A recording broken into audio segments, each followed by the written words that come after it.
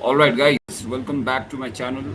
And this is the day 22 of recording daily videos for the new 75 days. I hope you guys are doing well. Today, we'll talk about freedom that starts from Article 19 and freedom specifically in the era of digital surveillance. All right.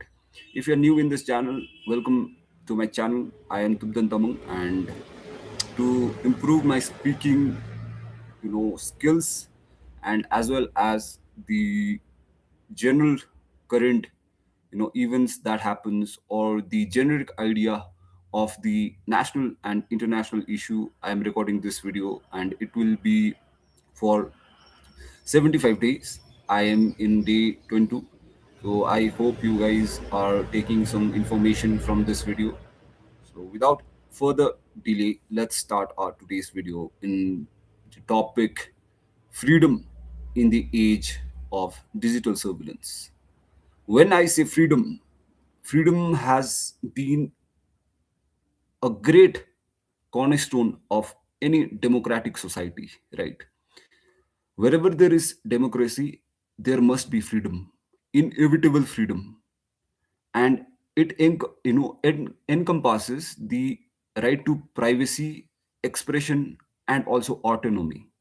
Yet in the 21st century, what we can see is there is a lot of rise of digital surveillance to intervene, which has complicated the very ideal of freedom.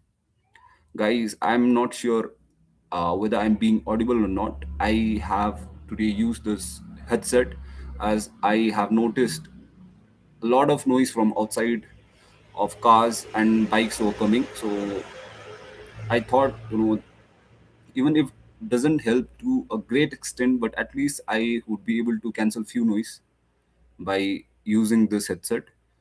Anyway, I hope I am clearly audible to you all, right?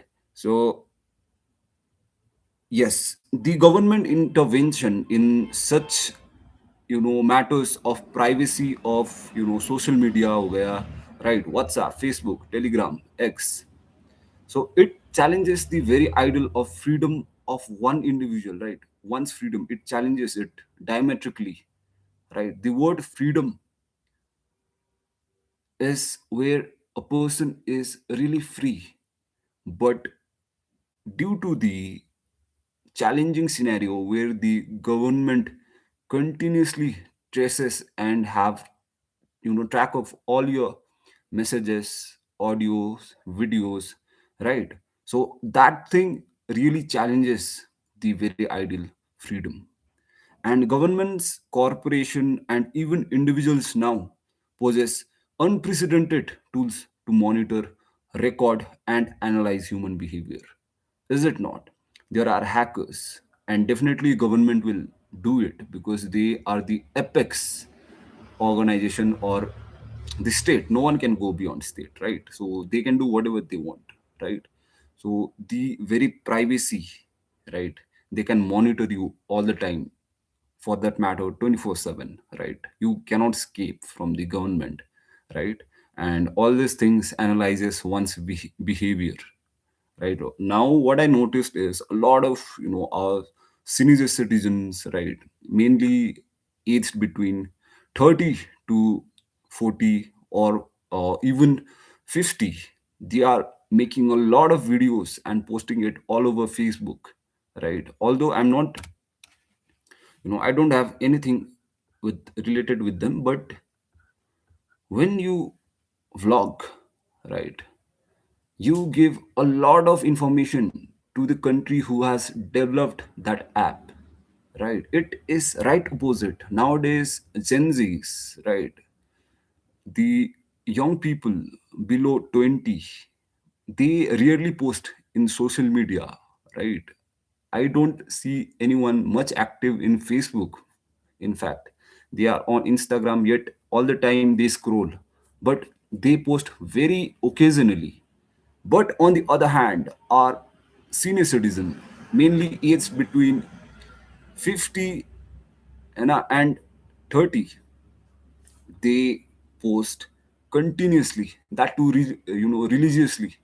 They, I don't know, like, I do appreciate them, their efforts. But when we do this, right, we share a ton of information with the countries who have developed that very app, right? So here, the privacy and the security remains a big question. And the tension between when I have to say about freedom in the age of digital world, the tension between liberty and security raises a pressing question even now. How much freedom can we preserve in the age where every click, movement, and conversation may be tracked by anyone, for that matter, even foreign state, right? And after that, we'll understand the rise of digital surveillance, how this digital surveillance is growing rapidly and immeasurably. You don't have an idea, but it is growing rapidly. First is definitely government intervention. I'm sorry. First is government intervention and surveillance. Programs justified in the name of national security often expand into mass data collection, right? And it blurs the line between protection and intrusion. Again, there's a line between protection and intrusion, but the digital surveillance blurs it to an extent that goes above, a normal citizen head, right? So there's a vast difference between protection and intrusion, which digital surveillance has blurred, right?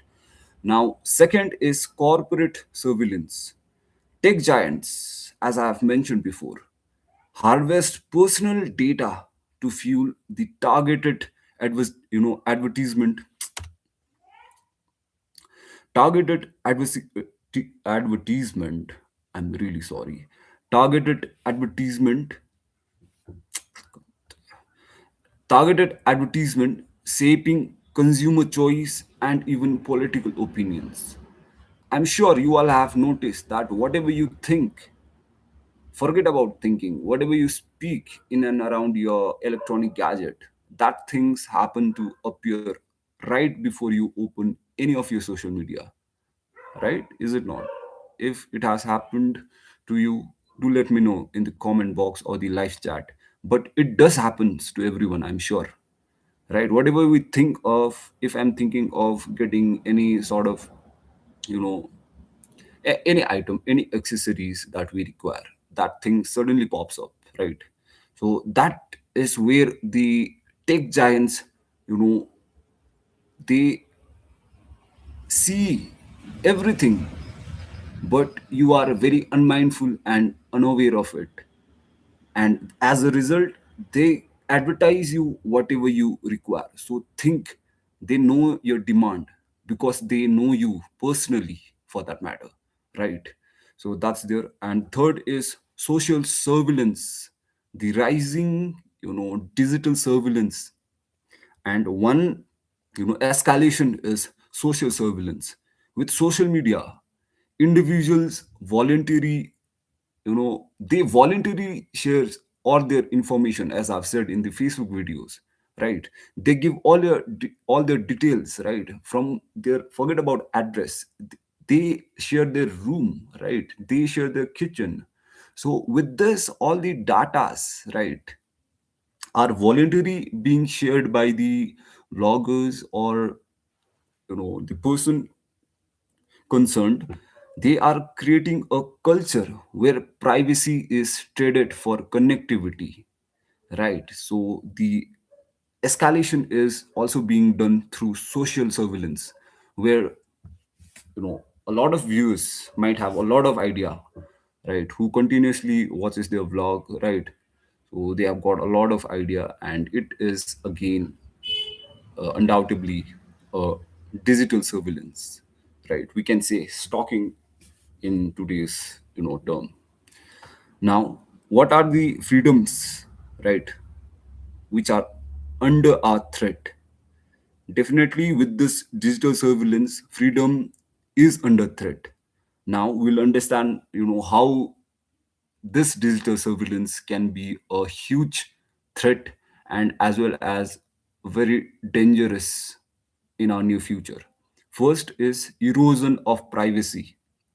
To be right, compromised, right? I don't think so you all got this point. But personal data has become a commodity now, and anonymity, you know anonymous, right, is harder to maintain. Now no one keeps their life private these days. Hardly there might be 10%, but 90% of them, they you know they picture their life to someone else, right? Not just someone else, perhaps thousands, right? So there is a lot of erosion of privacy. That is the threat number one. Threat number two is chilling effect on expression. Knowing one constantly monitored can discourage decent creativity and free speech.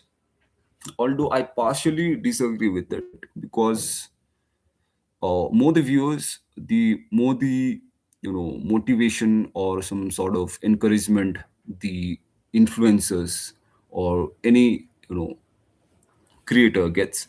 Yet again, for there might be some phases, right, where no where when one knows you constantly, it becomes quite hard to expand your creativity or your free speech. But although that's once in a blue moon, that might happen. Yet again, that's a threat to one's life, right? If you have been constantly exposing yourself throughout the social media and one fine day you feel down, and because in life anything can happen to you, right? If there's if someone very close to you you know pass away, then that time there will be a lot of mahim in one's life, especially in creators life. So that's there. And last threat is power imbalance. Surveillance technologies often concentrate power in the hands of the states. As I've said earlier, everything that happens under the sky is in the hand of the state. And when I say state, it's country out here. So everything, they state control everything, which leaves the citizen very vulnerable, because you don't have any control. Everything is out of your reach, because state is the main controller. All right, it is the main authority to carry out any surveillance, right?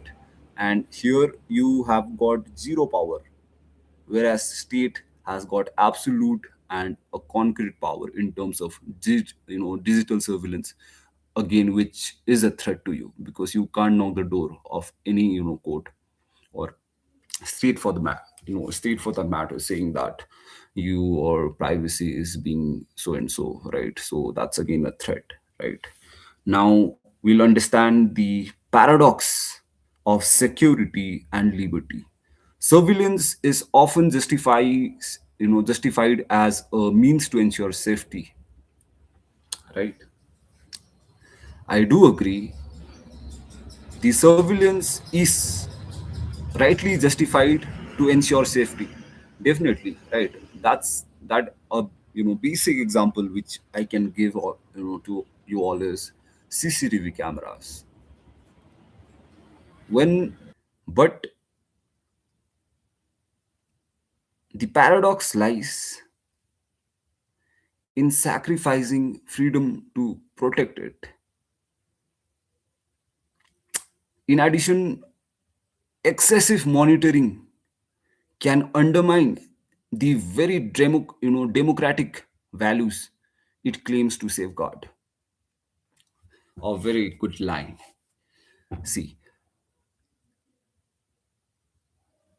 this surveillance, constant surveillance being done, right, can also undermine the very democratic values it claims to safeguard. very deep line, right? I will elaborate a little bit in this. See, when there's surveillance, it is basically, for the safety, right? But again, the constant monitoring can also be a threat to a society, which again, undermines the very safety that it claims to safeguard, right? So, what I'm saying, but I hope you all got it. What I mean to say, right? Safety. So there always lies a paradox of safety, security, and liberty. All right. So that's there. Now we'll understand another aspect, that how should we navigate the digital age. First is legal safeguards. Strong data protection laws and transparent oversight mechanism are essential to balance security and liberty. So there must be legal safeguards, right? Where the government have to, you know, form a policy, public policy, where the data protection laws and transparent oversight are maintained, right?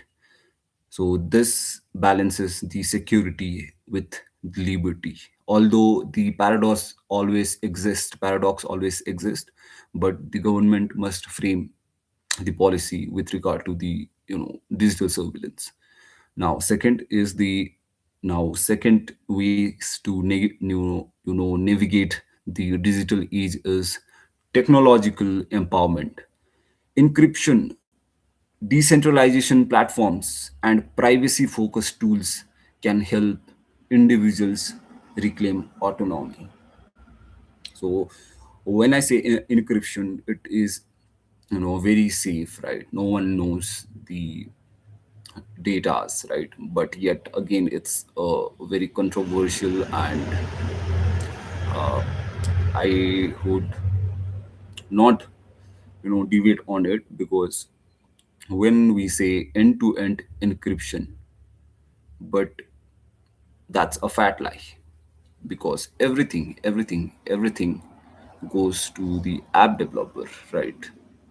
So that's there.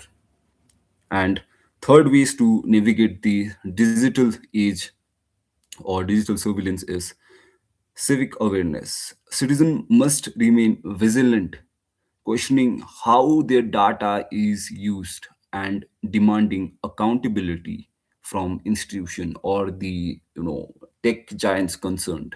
So citizen must raise a question, right? That way their data is going, right? And how is it being utilized, so that there is accountability from the institution or the app developers or the tech giants. So in summation, freedom in the age of digital surveillance is not lost, lost, but it is contested. All right, it's not lost, but it is contested. And the challenges lies in redefining liberty for a world where digital footprints are permanent and pervasive. True freedom will depend on striking a balance, embracing technology benefits while resisting its potential to control. Wow, what a line.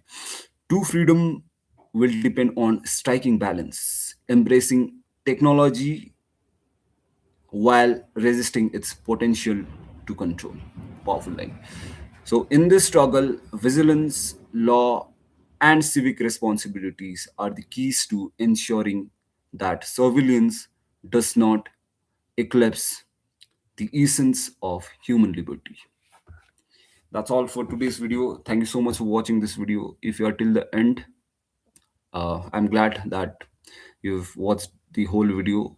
Again, I appreciate your attention span, and time to end this video. May God bless all of you and all your efforts. Jai Hind and Jai Bharat.